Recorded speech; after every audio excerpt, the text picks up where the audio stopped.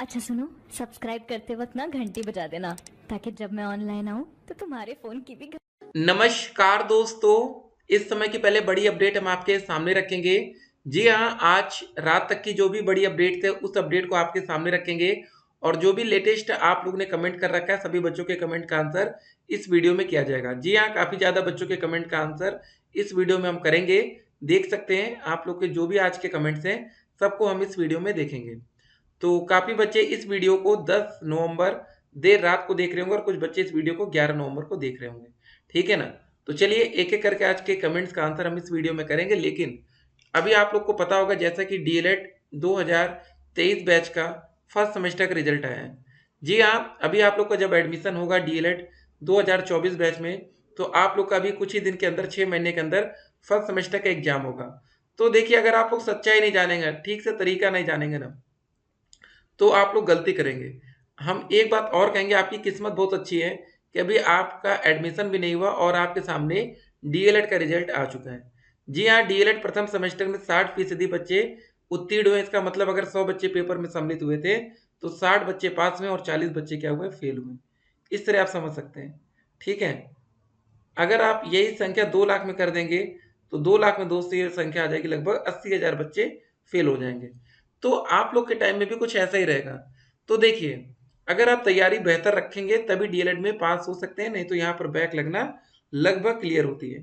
ठीक है, आप लोग के कमेंट का आंसर इस वीडियो में किया जाएगा और स्टेट रैंक का जो बच्चे बेसब्री से इंतजार कर रहे हैं कि मेरिट लिस्ट या स्टेट रैंक या आपकी कट ऑफ कितनी जाएगी। जी हाँ, देखिए दोस्तों, एक और बात आपको बताना चाहेंगे।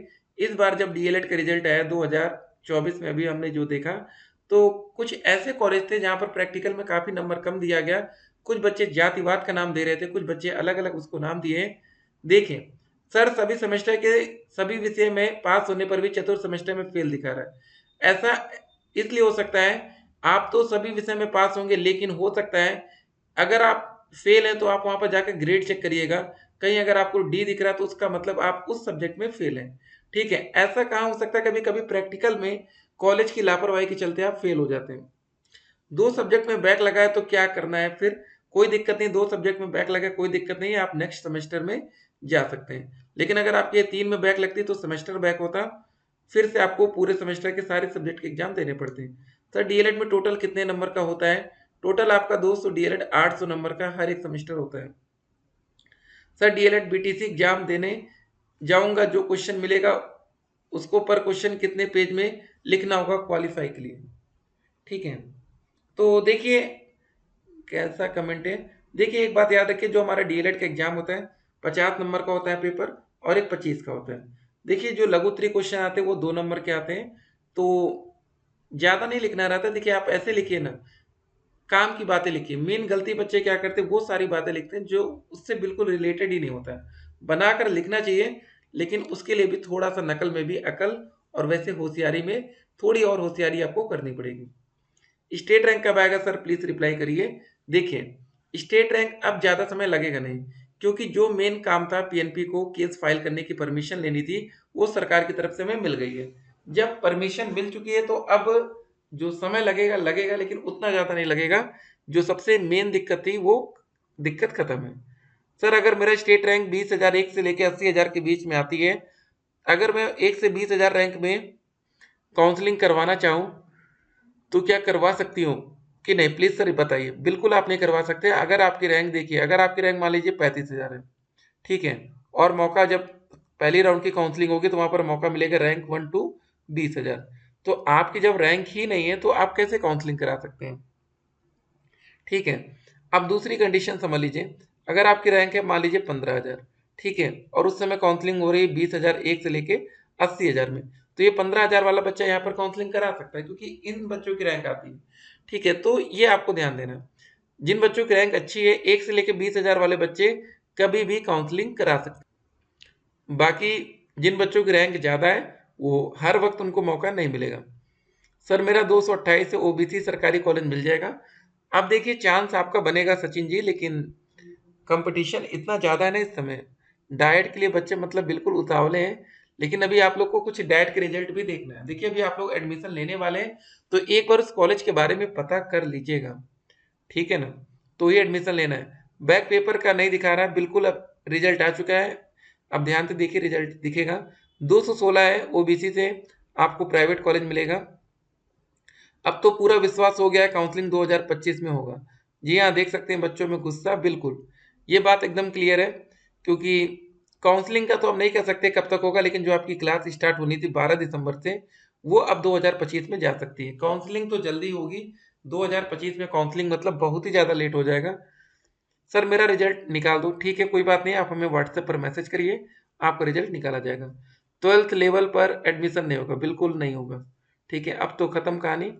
सर मेरा 204 नंबर है, लेकिन देखिए हाई कोर्ट का आदेश है, तो इस आदेश को चैलेंज किया जाएगा, ठीक है ना। आने वाले टाइम में अगर कोर्ट का और आदेश आता है, तो ऐसा नहीं कि 12वीं पास छात्रों को मौका मिल नहीं सकता, मिल भी सकता है। सर मेरा 204 नंबर है, एससी कैटेगरी है, आपको प्राइवेट कॉलेज मिलेगा। कब आएगा मेरिट लिस्ट? अब ज़्यादा समय आपको लगेगा नहीं, देखिए नो योर रैंक, यही दोस्तों, यही से आप अपनी रैंक चेक करेंगे कि आपकी रैंक कितनी बन रही है। उसके बाद ओटीपी जनरेट करने के भैया 5,000 रुपये लगते हैं, और अलॉटमेंट रिजल्ट डाउनलोड करने के लिए भी 5,000, टोटल मतलब 10,000 पेमेंट देना पड़ेगा। आपकी स्टेट रैंक बिल्कुल ऐसी दिखेगी 2023 में। देखिए जो पहले रैंक आती थी, अब उस तरह रैंक नहीं आती, नहीं तो पहले सार्वजनिक रैंक आती थी सभी बच्चों की, जहाँ पर क्लियर होता है कि 300 में से 300 कितने बच्चे पाए, 299 कितने बच्चे पा रहे, सब कुछ पता चलता था। तो ये वाला दोस्तों जो रजिस्ट्रेशन का विवरण है 2024 का, ये आपके पास होना चाहिए। अगर ये आपके पास नहीं है ना, तो फिर आप दिक्कत में आ सकते हैं, ठीक है। ये एक बहुत ही इंपॉर्टेंट डॉक्यूमेंट्स आपके लिए हो सकता है, ठीक है। तो यूपी बोर्ड आप देख सकते हैं ये सारी चीज़ें, तो तैयारी आपकी पूरी होनी चाहिए। उसके बाद आगे देखिए, काउंसलिंग के लिए जो विज्ञप्ति रहेगी, तो यहाँ पर आप देख सकते हैं जो स्टेट रैंक हमारी आई है, इसमें देखिए एकदम क्लियर रहता है कि 1 से लेके 1 मतलब 20,000 तक सबसे पहले मौका मिलता है। और फिर देखिए यहाँ पर जो सेकंड राउंड होता है ना, ये पहला ये दूसरा, 20,000 1 से लेके 80,000 तक। लेकिन एक बात और ध्यान देना, जो ये क्रम 1 में होता है ना, जो बच्चे विकल्प नहीं भर पाए या जिन्हें प्रशिक्षण संस्थान आवंटित ना हुआ, उनको भी मौका मिलता है। तो इन बच्चों को मौका यहाँ भी मिलेगा, इन बच्चों को मौका यहाँ भी मिलेगा, इन बच्चों को मौका यहाँ भी मिलेगा, मल्टीपल टाइम इन बच्चों को मौका मिलता है। तो अगर आपके मन में एक सवाल होगा कि सर हमें डाइट नहीं मिलेगा, तो कोई बात नहीं, आप प्राइवेट लीजिएगा, नहीं तो 5,000 रुपये आपके फंसेंगे, ये भी ध्यान रखना है। 16 अक्टूबर को आपकी स्टेट रैंक या मेरिट आने वाली थी, लेकिन नहीं आई, ठीक है। तो एक और दोस्तों, आपको कौन कौन से डॉक्यूमेंट्स तैयार रखने हैं, अब रिजल्ट भी डीएलएड का आ रहा है, तो भाई आगे का प्रोसेस अब तेजी से होगा। जो पीएनपी का जो मेन काम था वो कंप्लीट हो गया, कि फर्स्ट और थर्ड का रिजल्ट देना था। अब एग्जाम की बात होगी, सेकंड और फोर्थ की, फर्स्ट और थर्ड के एग्जाम की भी बात बच्चे रखेंगे, ताकि जिन बच्चों की बैक लगी है, इतने ज़्यादा बच्चे फेल हुए हैं, तो उनको बैक पेपर भी तो देना है, अगर अभी हो जाएगा तो और बेहतर है।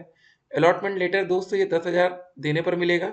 आवेदन पत्र का प्रिंट आउट, यही वाला है आवेदन पत्र का प्रिंट आउट, ये आपको चाहिए होगा। उसके बाद इसको हटा दीजिए, इसको हटाइए। हाई स्कूल का रिजल्ट सर्टिफिकेट, इंटरमीडिएट का रिजल्ट सर्टिफिकेट, ये सारी चीज़ें ओरिजिनल भी चाहिए और फोटोकॉपी में। और ग्रेजुएशन का रिजल्ट और प्रोविजनल से काम चल जाएगा। निवास जाति प्रमाण पत्र, ईबीएस ईडब्ल्यूएस है तो ठीक है, दिव्यांग है तो ठीक है, नहीं तो कोई मतलब नहीं। भूतपूर्व सैनिक या स्वतंत्रता संग्राम सेनानी प्रमाण पत्र, अगर आप इस कोटे से भरें तो ही आपको लगेगा, नहीं तो 10, 11, 12 भूल जाइए, ठीक है, इसको हटाएंगे। बाकी सरकारी कॉलेज की फीस 10,200 होती है, आप एडवांस में 10,000 जमा कर देंगे, बाद में मात्र 200 रुपये में आपका एडमिशन होगा। प्राइवेट कॉलेज की फीस 41,000 होती है, एडवांस में आप 10,000 दे देंगे, ठीक है, तो बाद में आपको मात्र 31,000 फीस दे के एडमिशन होगा। शपथ पत्र आपका लगेगा, ये कॉलेज वाले आपको बताएंगे, इसके लिए परेशान मत होइएगा। आधार कार्ड लगेगा, और फॉर्म भरते समय आपने एक जो आईडी दे रखी वो लगेगी। चलिए, अगर अभी तक आपने डीएलएड का रिजल्ट डाउनलोड नहीं किया तो कमेंट बॉक्स में लिंक है। अगर आपको हमारे व्हाट्सएप चैनल से जुड़ना है तो भी कमेंट बॉक्स में लिंक है, उससे जुड़ जाइए। फिर मिलते हैं एक और वीडियो में। फिलहाल देख सकते हैं 12वीं पास को प्रवेश के विरुद्ध की अपील की अनुमति मिल गई, तो पीएनपी को अपील के लिए शासन से अनुमति का था इंतजार, तो हो चुका है, ठीक है ना। तो फिलहाल अब डीएलएड छात्रों के लिए, जो बच्चे 2024 बैच में आ रहे हैं, उनके लिए कोई दिक्कत नहीं है, कोई अड़चन नहीं है। डायरेक्ट एडमिशन काउंसलिंग के बाद होगा। डायरेक्ट कॉलेज की कट आप 200 से ऊपर वाले ही सोचेंगे, नहीं तो प्राइवेट का देखेंगे आप लोग, ठीक है। चलिए, ऑल द बेस्ट। डीएलएड में लाखों बच्चों की बैक लगी, जो बच्चे नए एडमिशन में आ रहे हैं ध्यान देंगे थोड़ा सा। क्या डेट एक्सटेंड हो सकती है, एक बार आवेदन की तारीख को बढ़ाया जा सकता है, तो अभी इस पर कोई विचार नहीं चल रहा है। अगर बढ़ाना होता तो पहले शासन से अनुमति यहाँ पर भी लेना पड़ता है, ऐसे पीएनपी डेट नहीं बढ़ाती, ठीक है ना। फिर मिलते हैं, स्टे कनेक्टेड।